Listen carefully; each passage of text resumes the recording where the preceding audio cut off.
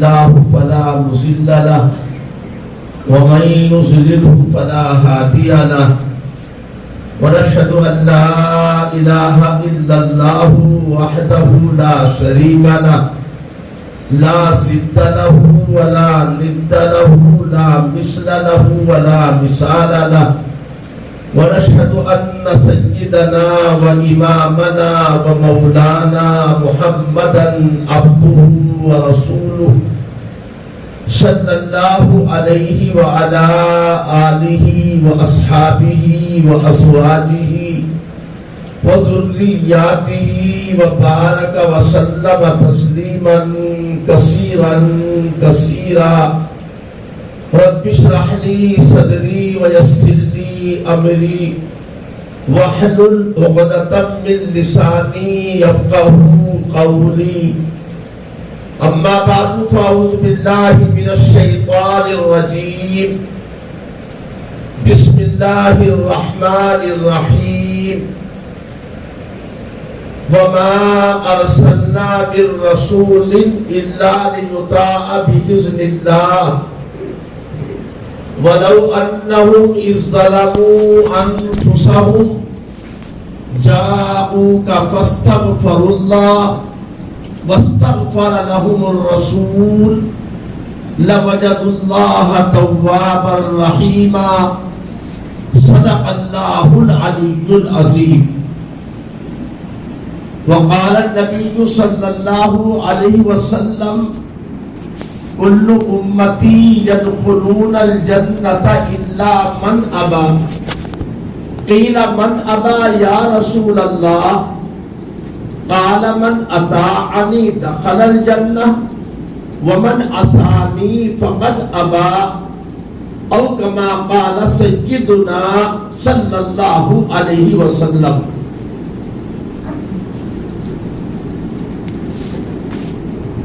گرامی قدر حضرات علماء کرام، بزرگان محترم، معزز حاضرین،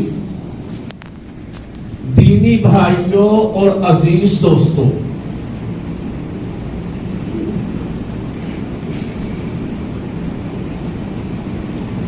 آج کا یہ پروگرام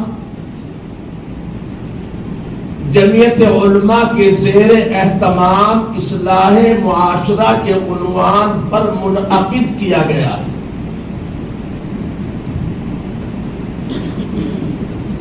اور شاید آپ حضرات جانتے ہو،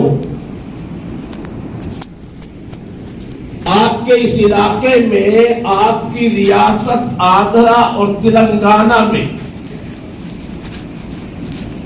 اصلاح معاشرہ کے موضوع پر یہ پروگرام کوئی پہلی مرتبہ نہیں ہو رہے. تقریباً 25 سال برابر لگاتار میں یہاں کی جمعیت علماء کی دعوت پر اصلاح معاشرہ کے جلسوں میں شرکت کرتا رہا ہوں، اور مجھے اس بات کے کہنے میں کوئی تکلف نہیں، بے جھجک حقیقت حال کا ذکر کرتے ہوئے آپ ہی کا اسٹیٹ اور آپ ہی کی ریاست ایک ایسی ریاست ہے، یہاں کی جمعیت علماء کی یہ شان ہے کہ جس دن سے جمعیت علماء ہند نے پورے ملک میں اصلاح معاشرہ کی تحریک چلانے کی تجویز پاس کی تھی، اس دن سے بلا ناغہ آپ کی ریاست میں یہ پروگرام برابر منعقد ہوتے رہے ہیں. بیچ کے یہ 2 سال جو لاک ڈاؤن کے گزرے، ان سے الگ. مجھے یاد پڑتا ہے کہ سب سے پہلے آندھرا پردیش کا سروے کرایا گیا، جمعیت علماء نے کیا. جمعیت علماء نے جو سروے کرایا، سروے میں یہ بات سامنے آئی کہ اس ریاست، اس صوبے میں تقریباً 35,000 بچیاں جوانی کی دہلیز پار کر کے اپنے گھروں پر بیٹھی ہوئی ہیں اور ان کے ماں باپ ان کی شادیاں آج تک نہیں کر سکے۔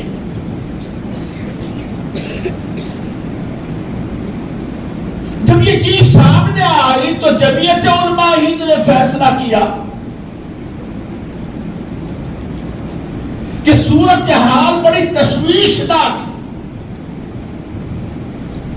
اب ہم علاقے علاقے جائیں گے، علماء کرام دورے کریں گے، اصلاح معاشرہ کے عنوان سے پروگرام کیے جائیں گے اور لوگوں کو اس بات کی طرف توجہ دلائی جائے گی کہ آپ اپنے بچوں اور بچیوں کی شادیاں سنت کے مطابق سادگی کے ساتھ کریں تاکہ یہ جوان غریب باپ کی بیٹیاں اپنے گھروں میں بیٹھی نہ رہیں۔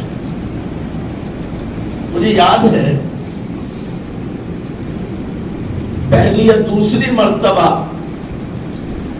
جب یہاں کی جمعیت علماء کی دعوت پر میرا آنا ہوا، میں نے خواہش ظاہر کی کہ بھئی حیدرآباد کا چار مینار تو بڑا مشہور ہے، تاریخی جگہ ہے، ہم بھی دیکھنے کے لیے جائیں۔ چنانچہ دیکھنے کے لیے گئے، اوپر جانے کی اجازت چاہی، معلوم ہوا کہ اب اوپر جانے کا راستہ بند کر دیا گیا ہے۔ نیچے ہی کھڑے ہو کر کے آپ دیکھ لیجیے، آخر اوپر جانا کیوں بند کر دیا گیا؟ کوئی خاص وجہ؟ بتانے والوں نے بتایا کہ اصل میں یہاں ایک واقعہ ہو گیا تھا، دو سگی بہنیں غریب باپ کی بیٹیاں جوانی پار کر رہی تھی، منہ مانگے جہیز کا باپ انتظام نہیں کر پا رہا تھا، بغیر شادی کے گھر پر بیٹھی ہوئی تھی۔ جب باہر نکلتی تھی تو شیطانی نگاہیں ان کو گھورتی تھی،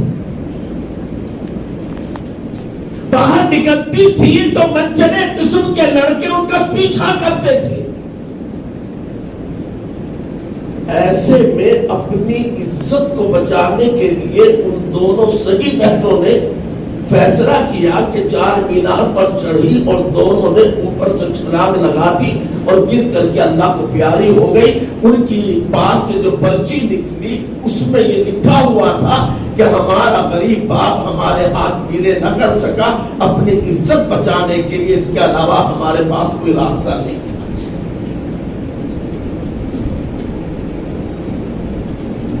یہ تو میں صرف آپ کے اپنے اس علاقے کی بات کر رہا ہوں، پورے ملک کے حالات کی بات نہیں کر رہا ہوں۔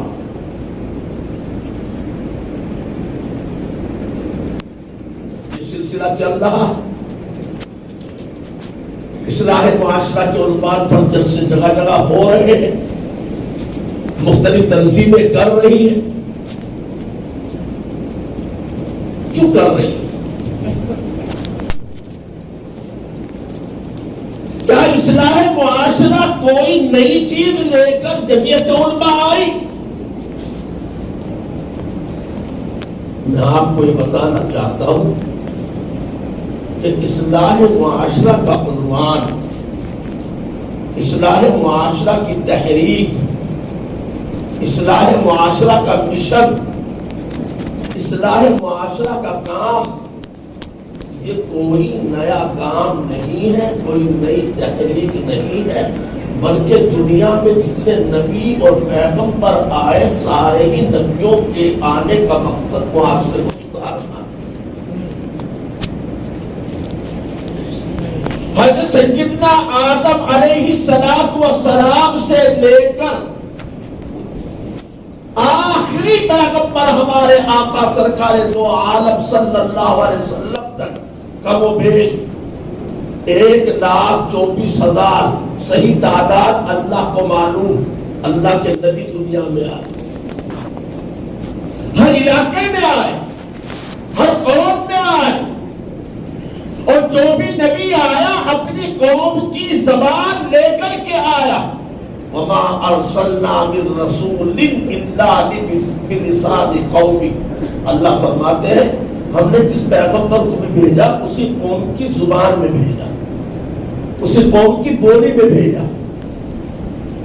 دنیا میں کوئی قوم ایسی نہیں گزری کہ اس کی طرف اللہ کے پاس سے کوئی ڈرانے والا نہ آیا ہو. اللہ نے قرآن مجید میں فرمایا لِكُلِّ قَوْمٍ هَادٍ، ہر قوم کے لیے کوئی نہ کوئی ہادی آیا. اللہ نے فرمایا وَإِن مِّنْ أُمَّةٍ إِلَّا خَلَا فِيهَا نَذِيرٌ، کوئی امت ایسی نہیں گزری کہ اس قوم میں، اس امت میں کوئی ڈرانے والا نہ آیا. یہ نبی کیوں آئے؟ ان نبیوں کے دنیا میں آنے کا مقصد کیا ہے؟ یاد رکھیں، بنیادی طور پر عرض کر رہا ہوں، تمام انسانوں کی ہدایت کے اللہ پاک نے اس دنیا کے اول دن سے 2 سلسلے جاری فرمائے. ہدایت کے 2 ذریعے اللہ پاک نے جاری فرمائے، ایک کتاب اللہ اور ایک رسول اللہ. اللہ کی کتاب اور اللہ کا پیغمبر، یہ 2 چیزیں ہدایت کا ذریعہ ہے.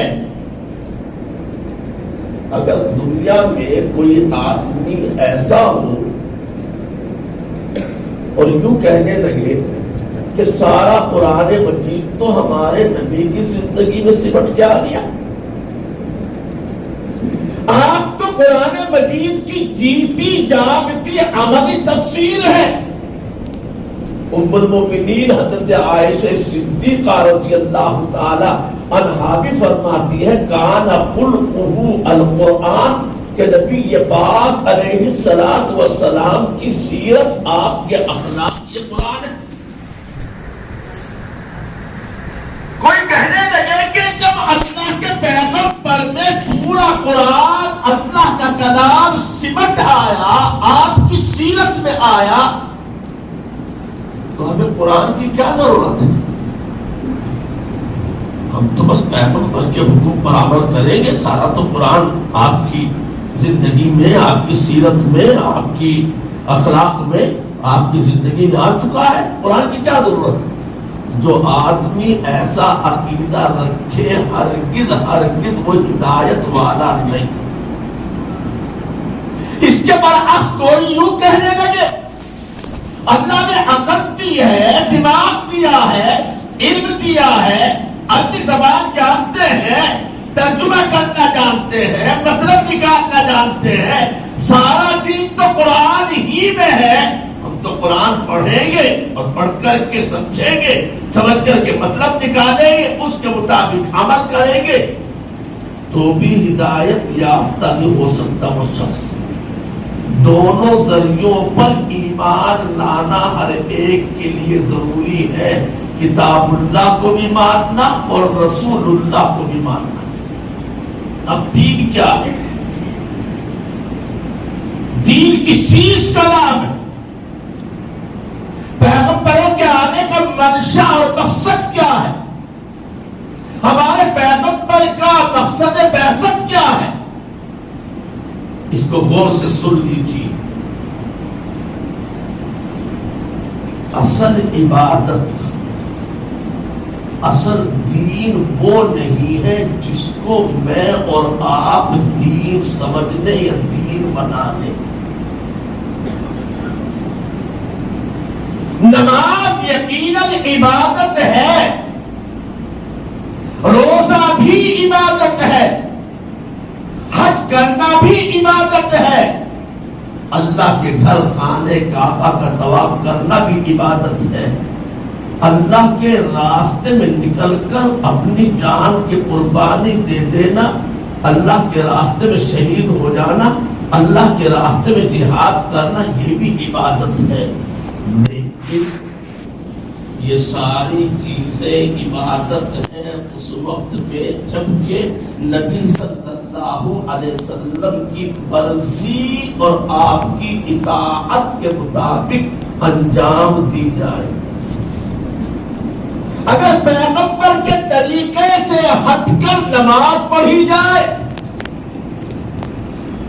پیغمبر کے طریقے سے ہٹ کر روزہ رکھا جائے، پیغمبر کے منشا کے خلاف جہاد کیا جائے، پیغمبر کی مرضی کے خلاف طواف کیا جائے، تو یاد رکھنا ان میں سے کوئی بھی چیز عبادت نہیں بنے گی۔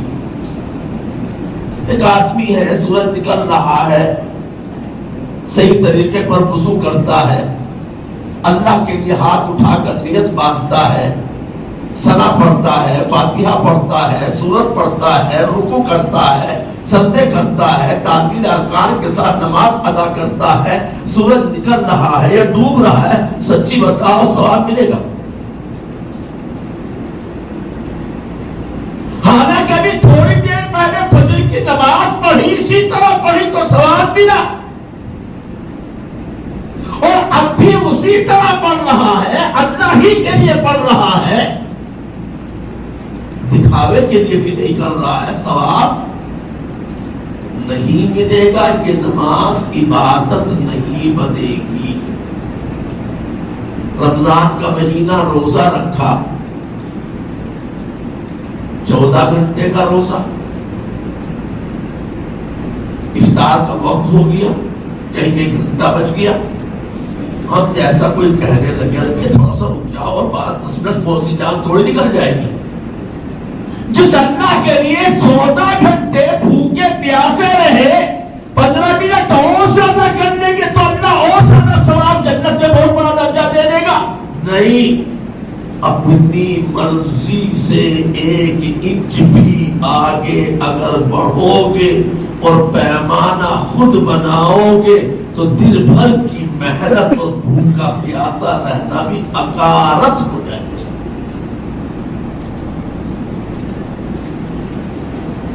اسلام کے اس فلسفے کو، اسلام کی اس حقیقت کو، شریعت کے اس مزاج کو اگر سمجھا ہے تو حضرات صحابہ کرام رضوان اللہ علیہم اجمعین نے سمجھا۔ میں 2-3 واقعے آپ کو سناتا ہوں۔ غزوہ بدر، غزوہ بدر کیا چیز ہے بھائی؟ کفر و اسلام کی سب سے پہلی لڑائی غزوہ بدر۔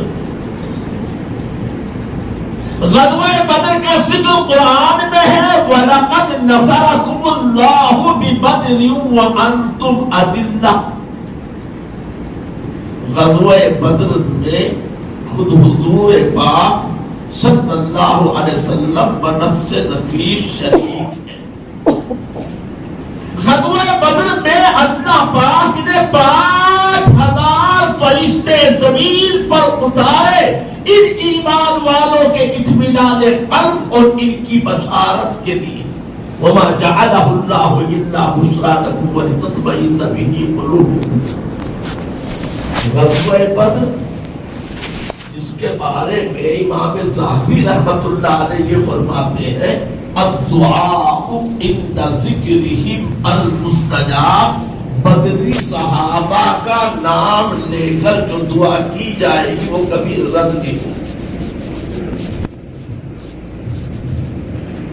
لیکن اسی غزوہ بدر میں جس میں حضور شریک، صدیق اکبر شریک، فاروق اعظم شریک، عثمان غنی شریک، حضرت علی مرتضی شریک،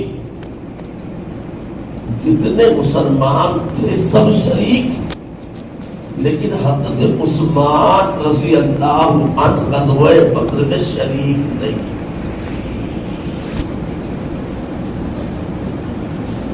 کوئی جا کر کے پوچھے، سوال کرے حضرت عثمان غنی رضی اللہ عنہ سے کوئی آپ تو مقدر کے بڑے کمزور نکلے. جس لڑائی میں حضور شریک ہیں، 313 صحابہ شریک ہیں، آسمانوں سے فرشتے آئے ہیں، عثمان تم نہیں گئے اس لڑائی میں، تم جو شریک ہوئے تم تو ثواب سے محروم رہ گئے. نہیں، عثمان اسلام کا فلسفہ اور شریعت کا مزاج بتلائیں گے. عثمان بتلائیں گے دیکھو اصل چیز جہاد میں جانا یا نہ جانا نہیں ہے. اصل چیز جہاد میں جانا یا نہ جانا نہیں ہے. اصل چیز حکم رسول کو ماننا ہے. جو گئے ان کے لیے رسول اللہ کا حکم تھا چلو، وہ گئے اور جا کر حکم رسول کو مانا.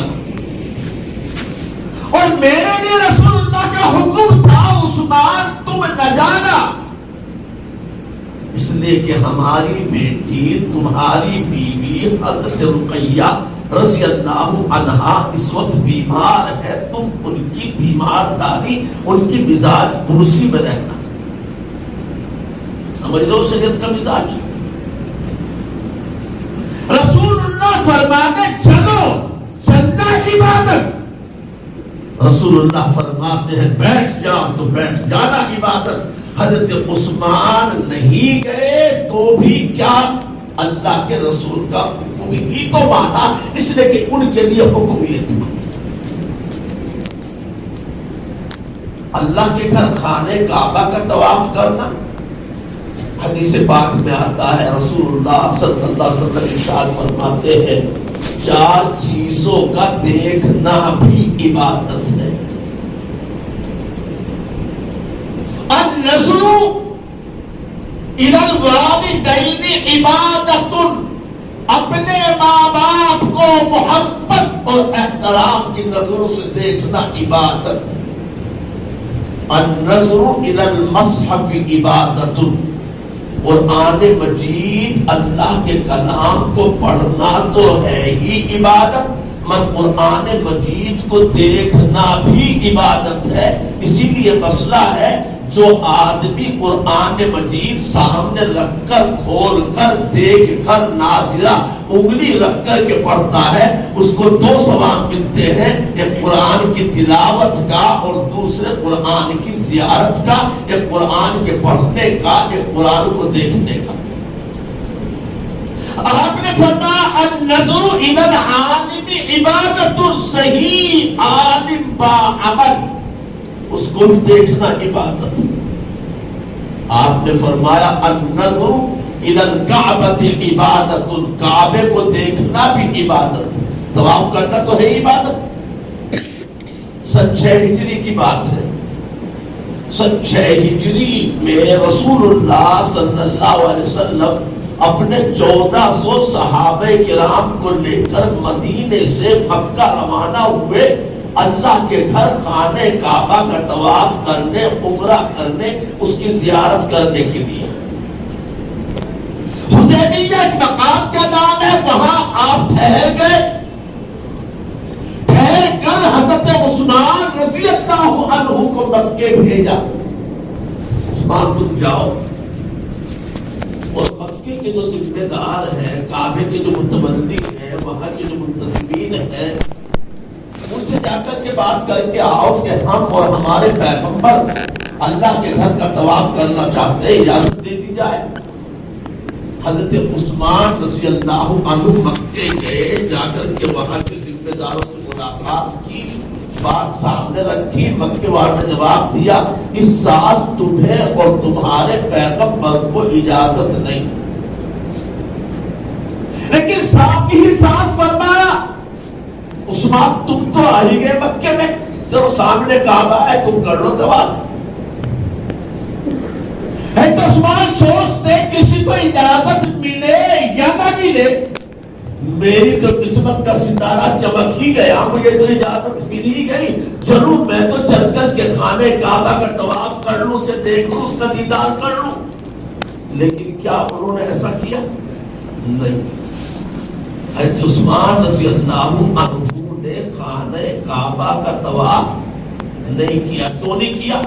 اللہ کے رسول نے خانہ کعبہ کا طواف کرنے نہیں بھیجا تھا، مکے والوں سے بات کرنے بھیجا تھا. مکے والوں سے بات کریں گے تو ثواب ملے گا، اور بغیر منشے رسالت کے طواف کریں گے اللہ کے گھر کا تو ثواب نہیں ملے گا. اس شریعت کے مزاج کو سمجھنے کی ضرورت ہے. رسول اللہ صلی اللہ علیہ وسلم کو دیکھنا کتنا بڑا شرف، کتنی بڑی سعادت، کتنا بڑا اونچا مقام. اگر پل بھر کے لیے بھی ایمان کی حالت میں جس نے رسول اللہ صلی اللہ علیہ وسلم کو دیکھ لیا، اب قیامت تک اس جیسا کوئی اس کے مرتبے کا ہو نہیں سکتا.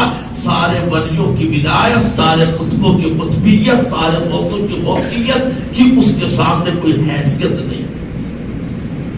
حتیٰ کہ اگر خواب میں بھی کسی کو آقا کی زیارت نصیب ہو جائے تو میرے آقا فرماتے ہیں من رآنی فی المنام فقد رآنی لأن الشیطان لا یتمثل بی. جب مجھے خواب میں بھی دیکھ لے اس نے مجھے کو دیکھا ہے، لیکن شیطان میری شکل بنا کے نہیں آ سکتا. ایسے صحابی گزرے ہیں.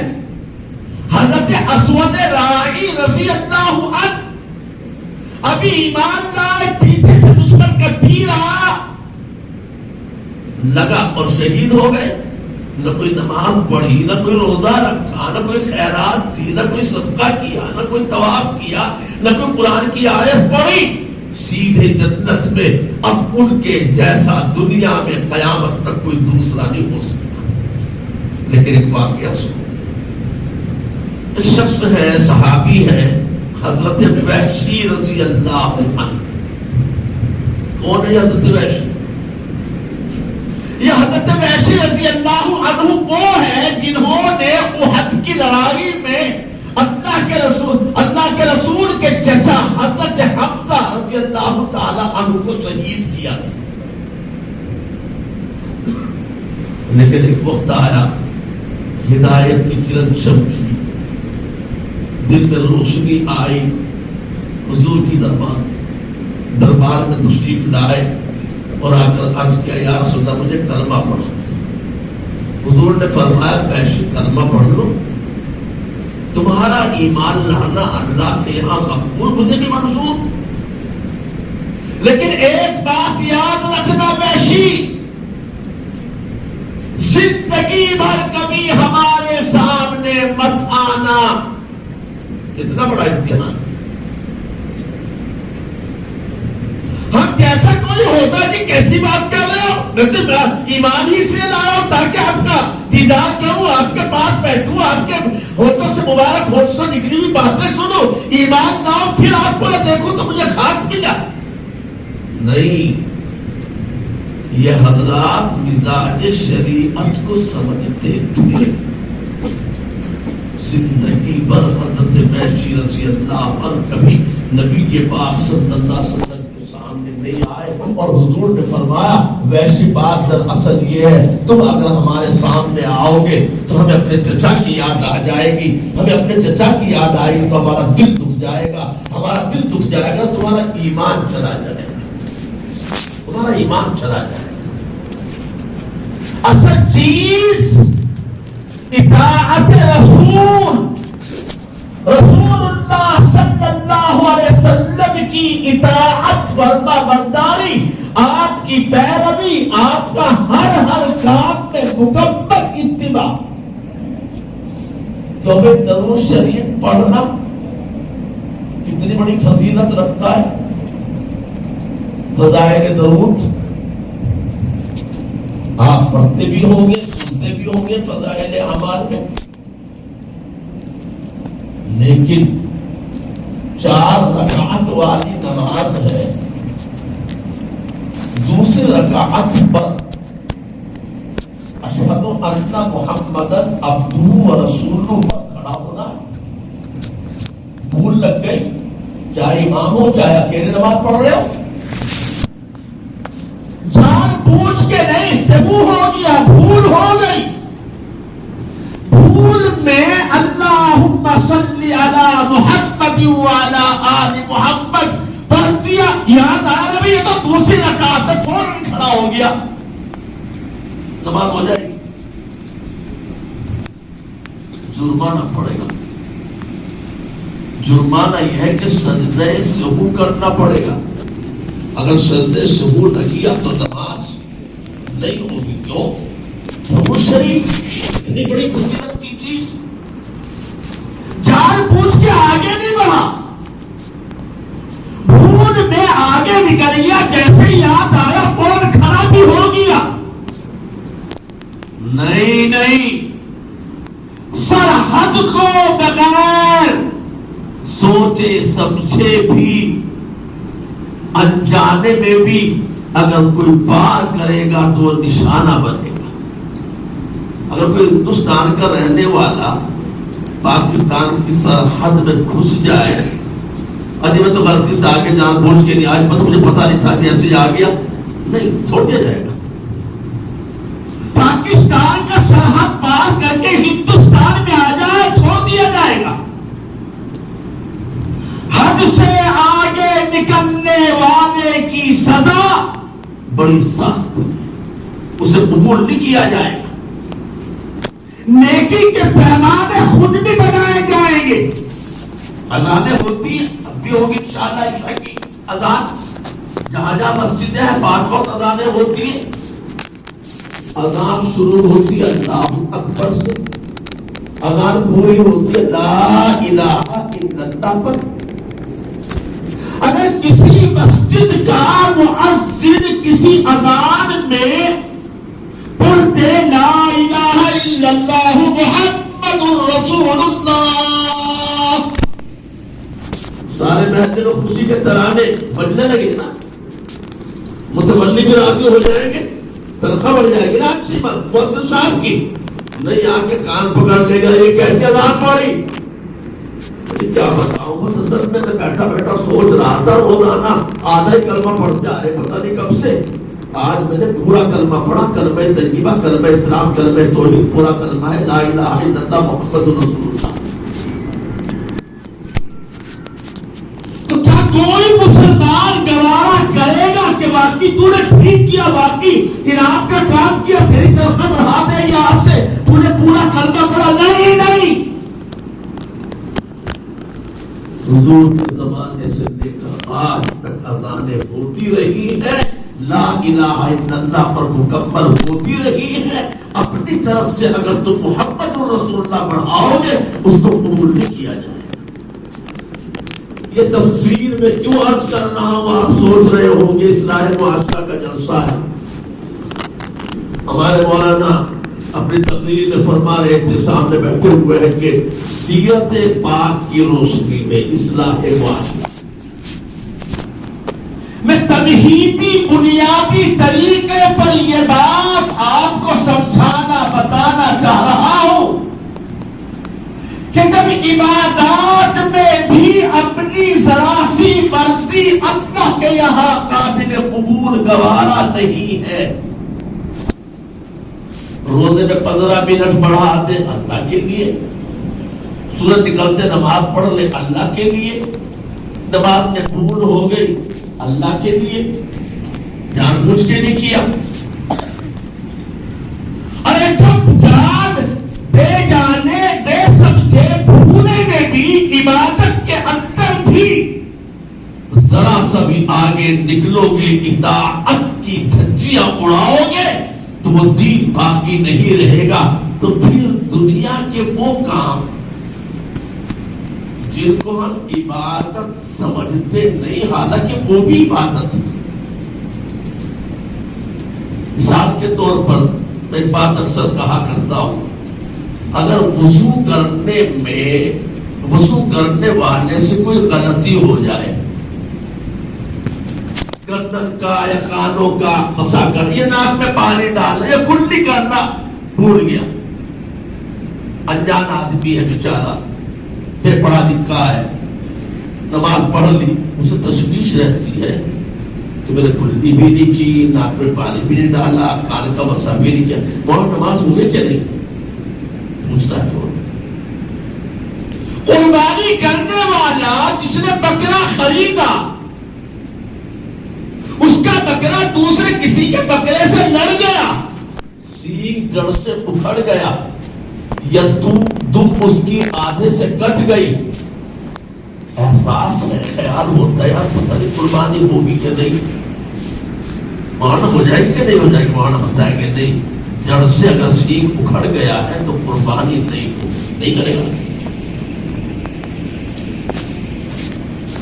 عید الفطر کے دن، عید کے دن صبح صادق کے بعد کسی کے یہاں ایک بچہ پیدا ہوا، بھاگا مولانا کے پاس، امام صاحب کے پاس آتا ہے، ماشاءاللہ آپ تو گھر میں پوتا آ گیا ایک اور، اس کا بھی صدقہ فطر دینا پڑے گا کیا؟ پوچھتا ہے نہیں پوچھتا ہے؟ نماز میں کہیں کوئی چوک ہو جائے فوراً پوچھتا ہے، حج کرنے والا، حج میں جانے والا احرام کیسے باندھے پوچھتا ہے، قربانی کرنے والا پوچھتا ہے، روزہ رکھنے والا حضرت دیر سے آنکھ کھلی تھی، سحری کر ہی رہا تھا، دودھ پی رہا تھا، مسجد سے اذان کی آواز آ گئی اور فوراً وہ جو گلے میں حلق میں تھا، منہ میں دودھ جا چکا تھا، وہ تو چلا گیا پیٹ میں، لیکن اس کے بعد میں نے گلاس منہ سے ہٹا دیا، میرے روزے میں تو فرق نہیں پڑا، پوچھتا نہیں پوچھتا۔ نماز کے بارے میں پوچھتے ہیں، وضو کے بارے میں پوچھتے ہیں، قربانی کے بارے میں پوچھتے ہیں، صدقہ فطر کے بارے میں پوچھتے ہیں، کوئی بیچارہ زکات کے بارے میں بھی پوچھ لے، زکات کے بارے میں سب نہیں پوچھتے، کوئی زکات کے بارے میں بھی پوچھ لیتا ہے، لیکن آج تک مجھے نہیں معلوم یہاں ہمارے مولانا عبدالرزاق صاحب کے دیگر ذمہ دار ائمہ اعظام علماء دین، جہاں تک میں اپنی بات کر رہا ہوں، آج تک کسی مسلمان نے آ کر یہ نہیں پوچھا کہ مولانا لڑکے کی شادی کر رہا ہوں، اس کے ہاتھوں پہ مہندی لگائیں کہ نہ لگائیں، اس کے چہرے پر پھولوں کی لڑیاں لٹکائیں کہ نہ لٹکائیں، اس کی بندھی باندھے کہ نہ باندھے، اس کے ہاتھ میں کوئی دھاگا باندھے یا نہ باندھے۔ اچھا مولانا بارات کتنی لے کر کے جائے، مولانا اچھا جہیز کا مطالبہ کر سکتے کہ نہیں کر سکتے، جہیز مانگنا چاہیے کہ نہیں مانگنا چاہیے،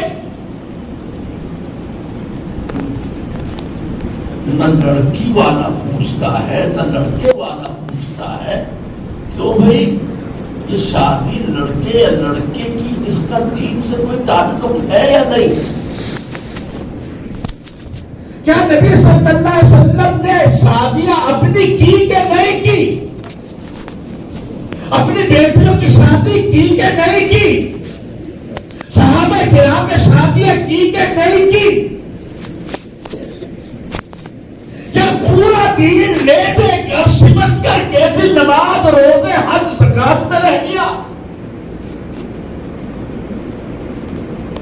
یہ تو دین اسلام کے 5 بڑے شعبوں میں سے عبادت کا ایک شعبہ ہے۔ عبادت میں نماز ہے، روزہ ہے، حج ہے اور زکات ہے۔ پورے قرآن میں اقیموا الصلاۃ وآتوا الزکاۃ، اقیموا الصلاۃ وآتوا الزکاۃ، اتموا الحج اتموا الصیام، روزہ رکھو، حج کرو، نماز پڑھو، زکات دو، اس کے علاوہ کچھ ہے یا نہیں؟ دین اسلام وہ مقدس دین ہے جس نے ماں کے پیٹ سے لے کر قبر کے پیٹ میں جانے تک اس دین کے ماننے والے کی قدم قدم پر رہنمائی کی۔ معاملات، لین دین، اخلاق، معاشرت، رہن سہن، بیاہ شادی، تجارت، دکانداری، پڑوسی تک، نبی پاک صلی اللہ علیہ وسلم کی سیرت میں عبادت کے بعد سب سے بڑا درجہ اخلاق کا ہے۔ میں عبادت تو میرا اور میرے اللہ کے درمیان کا معاملہ ہے. لیکن اگر میں نے آپ کے پیسے لے کر کے دبا دیے، بھائی کا حصہ دبا دیا، بیوی کا حصہ دبا دیا، بیٹی کا حصہ دبا دیا، یاد رکھو اللہ کے یہاں سب سے زیادہ پکڑ ان باتوں پر ہوگی. اللہ پاک بڑا غفار ہے، غفور ہے، رحمان ہے، رحیم ہے. عبادت میں کمی ہو جائے، اللہ پاک کا خزانہ رحمت کوئی اس کی انتہا نہیں ہے، اس میں بڑی وسعت ہے. اللہ پاک معاف کرنا چاہے تو معاف فرما دے گا. لیکن اگر کسی بھائی کا حق دبا رکھا ہے، کعبے کا غلاف پکڑ کے رو رو کے بھگو دو، زندگی میں سر سجدے میں ڈال کر روتے رہو، گر گرا کر اللہ سے مانگتے ہیں اللہ معاف کرتے، فلاں کے پیسے دبا لیے تھے، فلاں کا حق مار لیا تھا، فلاں کا دل دکھا دیا تھا. یاد رکھو ہرگز ہرگز ہرگز قطعاً معاف ہونے والا نہیں ہے. دو ہی شکلیں ہیں، چاہے تو جس کا حق ہے وہ معاف کر دے یا حق والے کا حق ادا کر دیا جائے.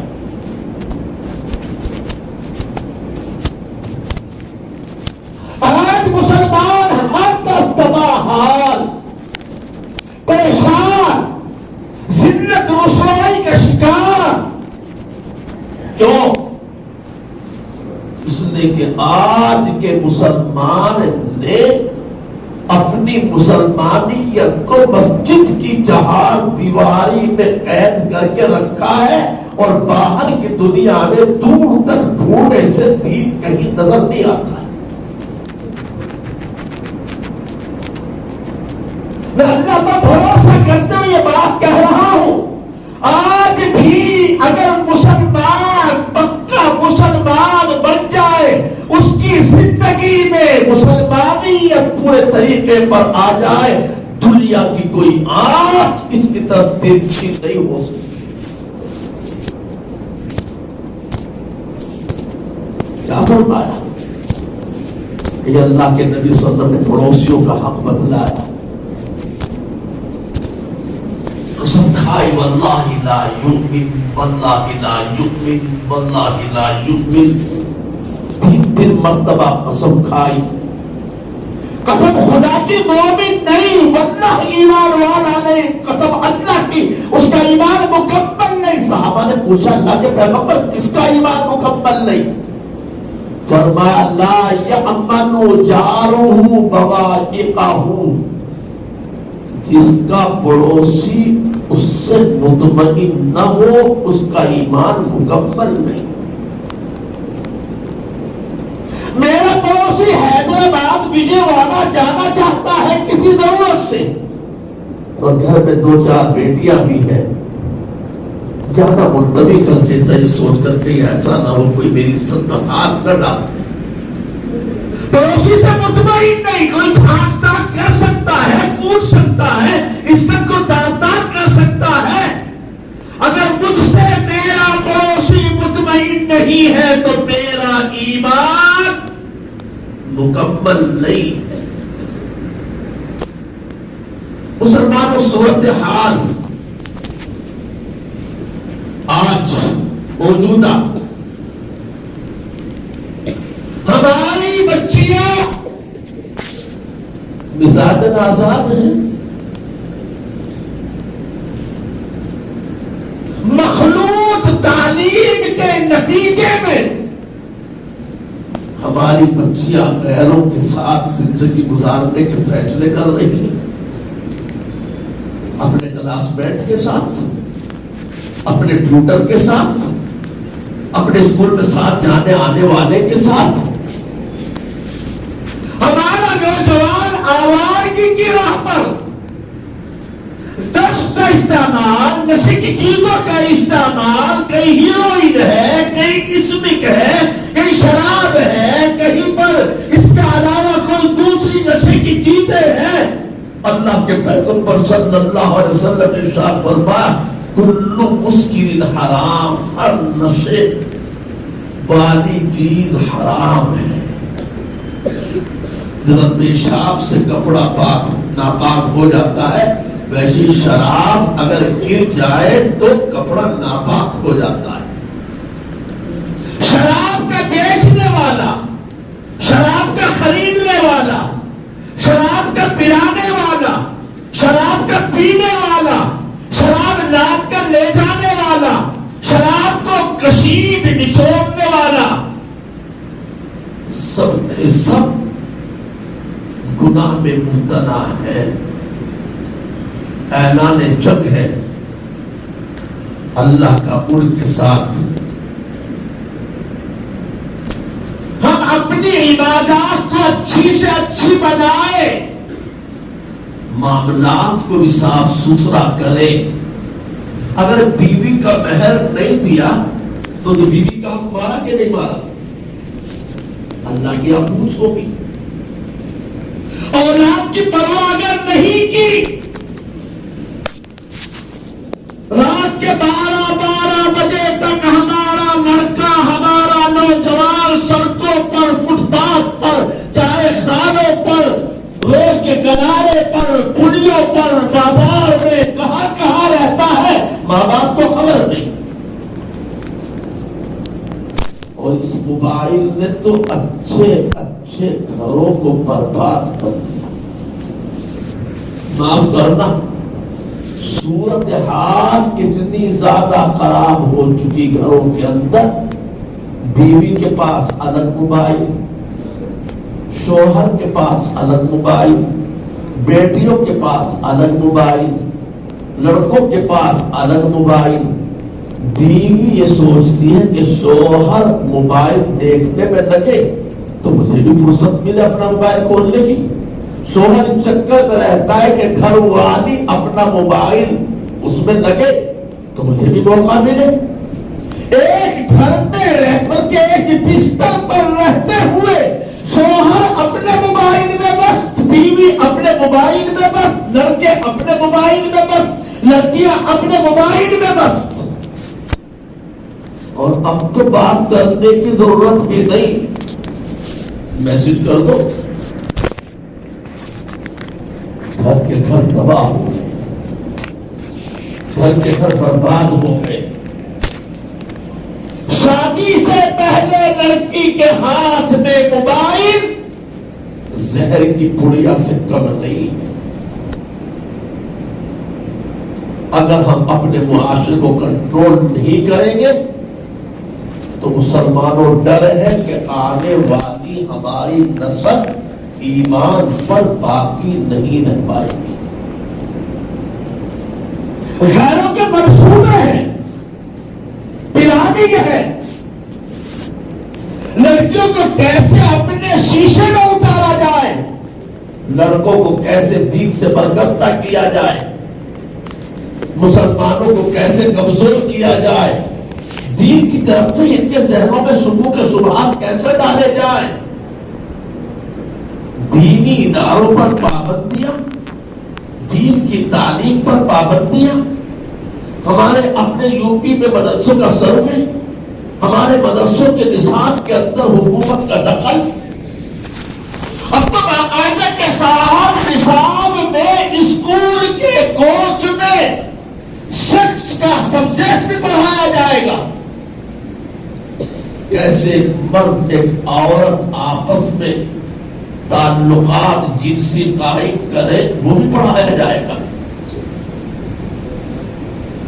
آوارگی، بے حیائی، فحاشی اور عریانیت آپ کے دین کے معاملات میں، مسائل میں مکمل دخل، ٹرپل طلاق پابندی ہے۔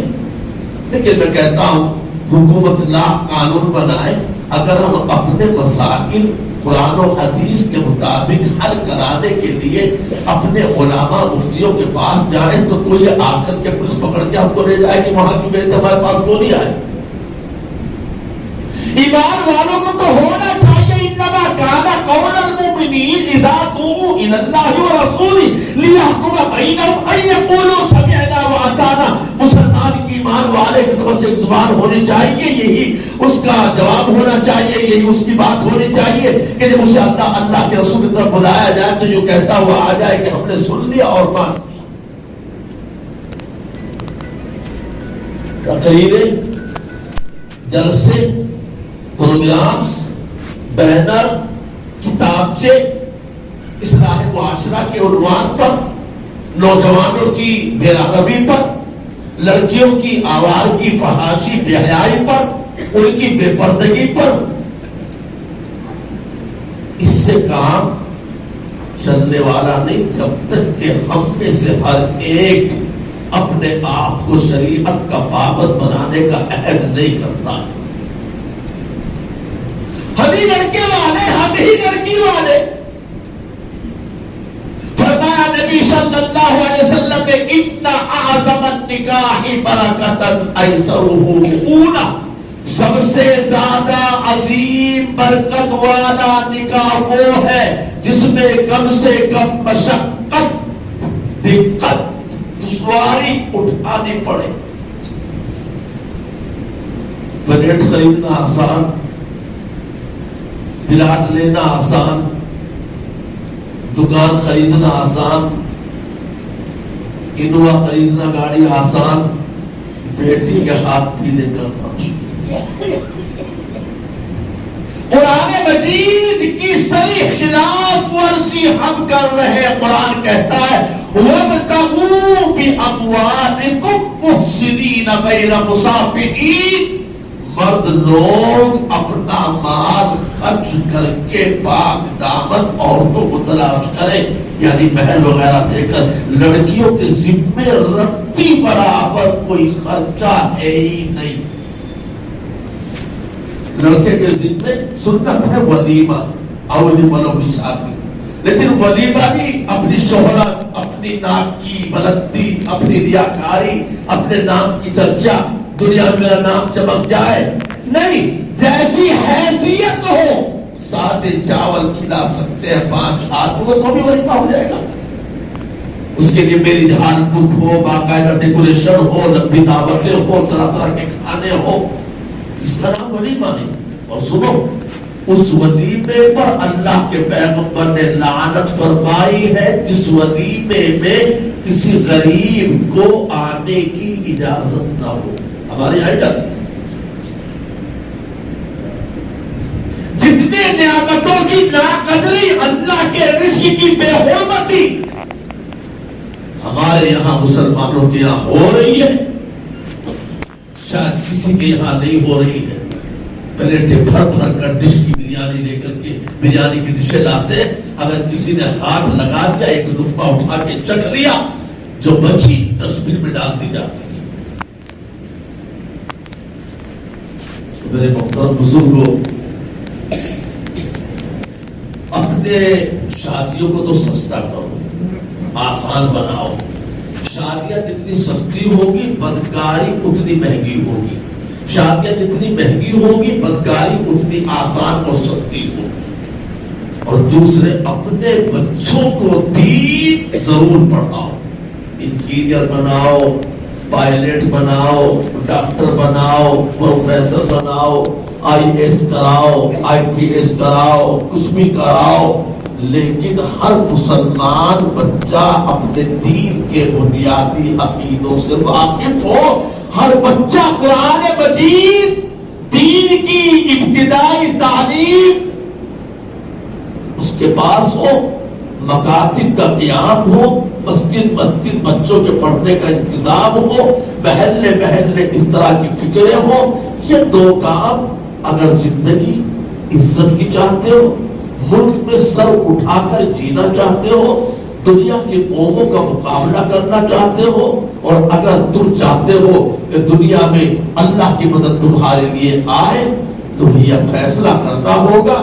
ایک تو یہ کہ ہم تمام بے حیائی کے شیطانی کاموں کو اور معاصیات کو چھوڑیں گے, گناہ کے کاموں کو چھوڑیں گے, ڈھول تاشے کو چھوڑیں گے، رنگ رلیوں کو چھوڑیں گے، سادگی کے ساتھ بیاہ شادی کریں گے، اور دوسرے اپنے بچوں کو لازمی طریقے پر چاہے خود بھوکا رہنا پڑے، بھوکے رہ کر روکی سوکھی کھا کر ہم اپنے بچوں کو ضرور پڑھائیں گے، ورنہ تو کب کس کے چنگل میں ہمارے بچے پھنس جائیں گے ہمیں پتہ بھی نہیں چل پائے گا۔ میں نے قرآن کی آیت سنائی تھی وَمَا أَرْسَلْنَا مِن رَسُولٍ إِلَّا لِيُطَاعَ بِإِذْنِ اللَّهِ، جس میں اللہ پاک نے فرمایا ہم نے جس رسول کو بھی بھیجا اس لیے بھیجا کہ اللہ کے حکم سے اس کی بات مانی جائے۔ حدیث سنائی تھی اللہ کے پیغمبر فرماتے ہیں میری ساری امت جنت میں جائے گی، میری ساری امت جنت میں جائے گی الا من ابا، مگر وہ نہیں جائے گا جو میرا انکار کرتے، میری نبوت کا انکار کرتے۔ صحابہ نے حیرت سے پوچھا رسول اللہ آپ کا امتی اور آپ کا انکار، آپ کا امتی اور آپ کا انکار، یہ تو آگ پانی کیسے جمع ہو سکتی ہے؟ آپ نے فرمایا ہاں من اطاعنی دخل الجنہ، جو میرے کہنے پر چلے گا، میری اطاعت کرے گا، میری پیروی کرے گا، میرا کہنا مانے گا، وہ تو جنت میں جائے گا، اور جس نے میری بات کو ٹھکرایا اس نے حقیقتاً میرا انکار کر دیا۔ نبی کی بات کو ٹھکرانے والا حقیقتاً نبی کا نہ ماننے والا ہے۔ یہ حدیث پاک میں اللہ کے پیغمبر نے فرمایا۔ اب آپ جگہ پیٹ والے، قرب جوار والے، میں نے کل بھی جہاں پر تھا یہ بات رکھی لوگوں کے سامنے کہ ماجرنا میں کہ بھئی آپ حضرات اپنے یہاں محلے محلے گاؤں گاؤں اصلاحی کمیٹیاں بنائیں، ذمہ دار علماء بھی ہوں، سماج کے بااثر حضرات بھی ہوں، اور اپنے گاؤں کی اپنے محلے کی بیاہ شادیاں جب تاریخیں طے ہو جائیں تو ان کے پاس جا کر کے ان کو آگاہ کریں، سمجھائیں، رغبت دلائیں، بات ان کے سامنے رکھے کہ بھئی تم لمبی دعوت مت کرنا، سیدھے سادھے طریقے پر آسانی کے ساتھ کرنا، تھوڑا تھوڑا بھی رکے گے تو کچھ تو فرق پڑے گا انشاءاللہ۔ فضول خرچی جہاں ہزاروں برباد ہو رہے ہیں، سینکڑے برباد ہو گئے، پھر دھیرے دھیرے کر کے آہستہ آہستہ کچھ چیزوں کو ضرور کرو، کچھ چیزوں کو ضرور طے کریں۔ مثال کے طور پر ایک بات تو یہ طے کریں کہ ہمارے بچوں کے نکاح مسجد میں ہو۔ مسجد میں ہوتے ہیں یا باہر بھی ہوتے ہیں؟ میرے خیال میں نہیں ہوتے۔ یہ سنت ہے مسجد میں نکاح کرنا، لازمی طریقے پر یہ اپنائے، طے کرے ہمارے لڑکوں لڑکیوں کے نکاح مسجد میں ہو۔ یہ طے کر لیں، ایک یہ طے کر لیں کہ ہم لمبی بارات لے کر نہیں جائیں گے، ایک یہ طے کر لیں کہ ہم شادی پہ طرح طرح کے بہت سارے قسم کے کھانے نہیں پکوائیں گے، بلکہ کوئی کھانا اپنے مہمانوں کے لیے صحیح ہو، مناسب ہو، اس طرح کا کوئی کھانا پکوا کر کے ان کو کھلا دیں گے۔ طے کر لیں۔ ایسے ہی مطلب یہ کہ ہمارے یہاں جو خرافات پائی جاتی ہے، آج کے بعد میں کہ صحرا کی سنداز کا ہمارے لڑکے آج کے بعد یہ نہیں پتے گا، پگڑی باندھو، ہمارے بہت سارے حضرات پگڑی باندھتے ہیں، اس طرح پگڑی باندھنا سر پر اچھی بات ہے، لیکن صحرا الگ چیز ہے۔ تو جب تک کچھ چیزوں کے چھوڑنے کا اپنے مسبب نہیں کریں گے، اپنا پروگرام نہیں بنائیں گے اور اس پر سب کو متفق نہیں کریں گے، تب تک دیکھو عملی طور پر گاڑی چلنے والی نہیں ہوگی۔ سارے علماء بیان کرے، فجر کی اذان تک بیان کا سلسلہ چلتا رہے، میں بھی بیان کرتا رہوں، پھر دوسرے عالم آئے ان کا بیان ہو، اچھی سے اچھی لچھے دار، شاندار، جاندار، آبدار، تابدار تقریریں ہوتی رہے اور آپ سنتے رہے اور خوش ہو جائیں، جلسہ بڑا کامیاب ہوا، بہت سارے لوگ تھے ماشاءاللہ، اور صبح تک بیٹھے رہے، کوئی اٹھ کے نہیں گیا۔ نہیں، اصل کامیابی یہ ہے کہ اس جلسے کے اثرات ہمارے معاشرے پر نظر آنے لگے۔ فلاں جگہ جلسہ ہوا تھا، یہ بات طے ہوئی تھی، لہذا آج کے بعد ہم اس بات کو مانیں گے، اس پر عمل کریں گے، اس کے خلاف نہیں کریں گے۔ یہ ہے اصل کامیابی اور حقیقی کامیابی۔ اللہ تعالیٰ ہمیں اس کے لیے توفیق دے، اللہ تعالیٰ ان کاموں کو کرنے کی اللہ پاک ہمیں ہمت عطا فرمائے۔ آمین۔ آمین وآخر دعوانا الحمدللہ رب العالمین. اب کیا کرتا ہے دعا کرنا یا کچھ اور کرنا ہے؟ اللهم صل على محمد وعلى آل محمد كما صليت على إبراهيم وعلى آل إبراهيم إنك حميد مجيد. ربنا آتنا في الدنيا حسنة وفي الآخرة حسنة وقنا عذاب النار. ربنا عليك توكلنا وإليك أنبنا وإليك المصير. ربنا لا تجعلنا فتنة للقوم الظالمين ونجنا برحمتك من القوم الكافرين. ربنا هب لنا من ازواجنا وذرياتنا قرة اعين واجعلنا للمتقين اماما. ربنا لا تزغ قلوبنا بعد إذ هديتنا وهب لنا من لدنك رحمة انك انت الوهاب. اللهم ارحمنا فانك خير الراحمين. لا اله الا انت سبحانك اني كنت من الظالمين. اللهم انصرنا فانك خير الناصرين. اللهم احفظنا فانك خير الحافظين. اللهم انك انت التواب الرحيم. اللهم اغفر لنا فانك انت التواب الرحيم. اللهم اغفر لنا فانك غفار الذنوب. اللهم ستر عيوبنا فانك ستار العيوب. اللهم انا نسالك العافيه ودوام العافيه وتمام العافيه وشكرا لك العافيه. اللهم انا نجعلك في نحورهم ونعوذ بك من شرورهم. اللهم اغفنا بحلالك عن حرامك وغنى بفضلك ومن سواك. اللهم اعنا على ذكرك وشكرك وحسن عبادتك. اللهم وفقنا لصالح الاعمال والخيرات وجنبنا الفواحش من جميع السيئات. اللهم وفقنا لما تحب وترضى واجعل اخرتنا خيرا من الاولى. اللهم وفقنا لتلاوة القرآن. اللهم وفقنا لقيام الصلاة. اللهم وفقنا لصيام شهر رمضان. اے الہ العالمین ہمارے بیٹھنے کو قبول فرما، سننے سنانے کو قبول فرما. اے اللہ جن مقاصد کو لے کر کے آج یہ عظیم الشان جلسہ یہاں پر منعقد کیا گیا، اس کے لیے محنتیں کی گئی ہیں، اے اللہ محنتیں کرنے والوں کی محنتوں کو قبول فرما اور جلسے کے جو عظیم مقاصد ہیں ان مقاصد کے حصول میں ہمارے لیے آسانیاں پیدا فرما. اے اللہ ہمارے معاشرے میں جو بگاڑ آ چکا ہے، ہمارے نوجوانوں میں جو آوارگی آ چکی ہے، ہماری بچیوں میں جو بے حیائی اور فحاشی آ چکی ہے، اے اللہ ہمارے معاملات میں جو گندگی پیدا ہو چکی ہے، ہمارے اخلاق کے اندر جو بے راہروی آئی ہے، اے اللہ ان تمام کی تمام چیزوں سے ہمیں تو ان سے دور رہنے کی توفیق عطا فرما. اے اللہ صراط مستقیم نصیب فرما. نبی پاک صلی اللہ علیہ وسلم کی سنتوں کے مطابق زندگی کے تمام کاموں کو انجام دینے کی توفیق عطا فرما. ہماری مسجدوں کی، مدرسوں کی، خانقاہوں کی، مراکز کی حفاظت فرما. اے اللہ ہماری جان کی، مال کی، عزت کی، آبرو کی حفاظت فرما. کاروبار والوں کے کاروبار کی حفاظت فرما. ہمارے بچوں کی حفاظت فرما. ہمارے بچوں میں، ہماری اولاد میں، ہمارے نسلوں میں، ہمارے شہروں میں، ہماری گلیوں میں، ہمارے محلوں میں دین کے جاری اور باقی رہنے کے فیصلے فرما. اے الہ العالمین جو بیمار ہے تمام بیماروں کو شفا نصیب فرما. ہمارے جمعیت علماء آندھرا اور تلنگانہ کے صدر محترم حافظ پیر شبیر صاحب، آج کل طبیعت ان کی ناساز رہتی ہے، نقاہت ہے، کمزوری ہے. اے اللہ ان کو ہمت عطا فرما، تندرستی عطا فرما. جو بیمار ہے تمام بیماروں کو شفا نصیب فرما. اے اللہ جو مرحوم ہو چکے تمام مرحومین کی مغفرت فرما. ہمارے آبا و اجداد، متعلقین، ہمارے رشتہ دار، اقرباء، اعزاء، ہمارے اساتذہ، مشائخ نظام، بزرگان دین، اے اللہ سب کی مغفرت فرما، سب کو گھر لوٹ کر وہ جنت نصیب فرما. ہماری مسجدوں کو نمازیوں سے آباد فرما. گھروں میں قرآن مجید کی تلاوت کا شوق عطا فرما. ہمارے تمام بچوں کو دین کی تعلیم کے زیور سے مزین فرما، آراستہ فرما. تمام بری باتوں، برے کاموں، نفس و شیطان کے دھوکوں سے ہماری حفاظت فرما. تمام اچھائیوں اور نیکیوں اور اچھی راہوں اور اچھی باتوں پر چلنے کی ہمیں توفیق عطا فرما. اے اللہ ہمارے معاشرے کے اندر جو خرابیاں، جو بیماریاں، جو کمزوریاں پیدا ہو چکی، اے اللہ ان تمام کمزوریوں کو دور فرما.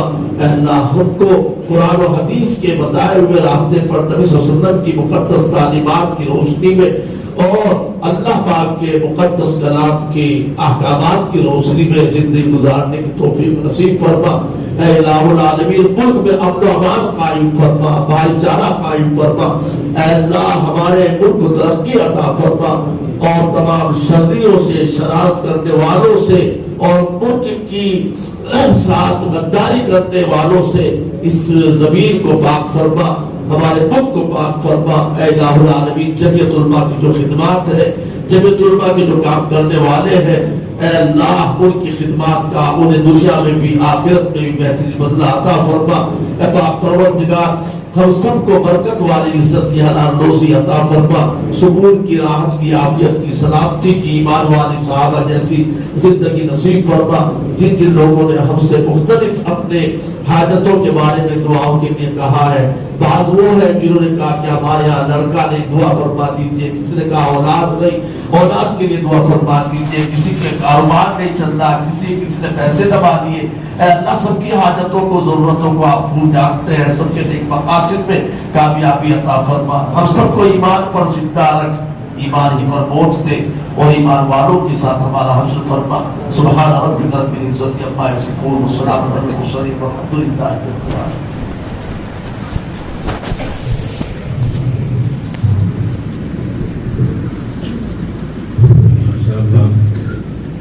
اللہ کے فضل سے، اللہ کے کرم سے ہمارا جلسہ جو طے ہوا ہے مکمل ہو چکا ہے۔ میں کلمات تشکر کے لیے کھڑا ہوا ہوں، سارے ساتھیوں سے میں بہت بہت شکریہ ادا کرتا ہوں۔ جزاکم اللہ خیر و احسن الجزاء۔ خاص طور پر مہمان خصوصی کا میں اور خصوصاً شکریہ ادا کرتا ہوں۔ اللہ آپ کے عمل میں برکت نصیب فرمائے، اللہ آپ کو صحت کاملہ و عاجلہ مستمرہ نصیب فرمائے، اللہ آپ کے آنے کو ذریعہ بنا کر ہمارے علاقے میں دین کے ماحول کو قائم فرمائے اور بے دینی ماحول کو ختم فرمائے۔ اور اسی طرح بہت سے علماء اور حفاظ اور ائمہ ہمارے خود و جوار کے اور جگہ بیٹ کے اور بھی اولاد اور اطراف کے بہت سے علماء تشریف لائے ہیں، میں بھی ان کا خیر مقدم کرتے ہوئے شکریہ ادا کرتا ہوں۔ اور اسی طرح ہمارے دیہات کے کھیڑے گاؤں کے بہت سے حضرات یہاں پر تشریف لائے ہیں، اور جگہ بیٹ کے بہت سے ساتھی ماشاء اللہ، کیونکہ ہمارے علاقے میں جلسوں کا ماحول نہیں ہے، اور ہم لوگ علماء سب مل کر، اور اللہ کا فضل ہے، اللہ کا کرم ہے، پہلی مرتبہ آپ کو موقع مل رہا ہوگا کہ علماء، بعض ساتھی ہمارے ساتھی جماعت کے ساتھی بھی خدمت میں حصہ لیے ہیں، مگر خود علماء ترکاری کاٹے ہیں، علماء خود پیسہ لگائے ہیں، علماء خود کھڑے کے پکائے ہیں، اور علماء خود اس کی پوری نگرانی کر کر دونوں جلسوں کی پورے علاقے کے علماء مل کر اس کو کام کیے ہیں، اور علماء کے ہاتھوں کا پکایا ہوا کھانا ہمیں نصیب ہو رہا ہے، یہ بہت بڑی ہماری نصیب کی بات ہے۔ اللہ کے فضل ہم یہ تمام علماء مل کر اور ائمہ مل کر یہ کام کیے ہیں، ہم سب کا تہہ دل سے شکریہ ادا کرتے ہیں، اور اللہ تعالی ہم سب کو اسی طرح آگے جلسوں کا پروگرام اسی طرح کرتے رہنے کی، اور اس طرح سب مل کر لبیک کہہ کر، ماں بہنیں ماشاء اللہ تقریباً ہم 200 کا اندازہ لگا رہے تھے، 400 ساڑھے 400 ماں بہنیں جمع ہوئی ہیں، اور الحمدللہ ابھی ہم یہ سوچ رہے تھے کہ بھائی کتنا ہم کھانا پکائیں، کہ 700 کا پکائیں، 1000 آدمی کا پکائیں، سوچ رہے تھے، اور بعد میں ہم طے کرے کہ بھائی انشاءاللہ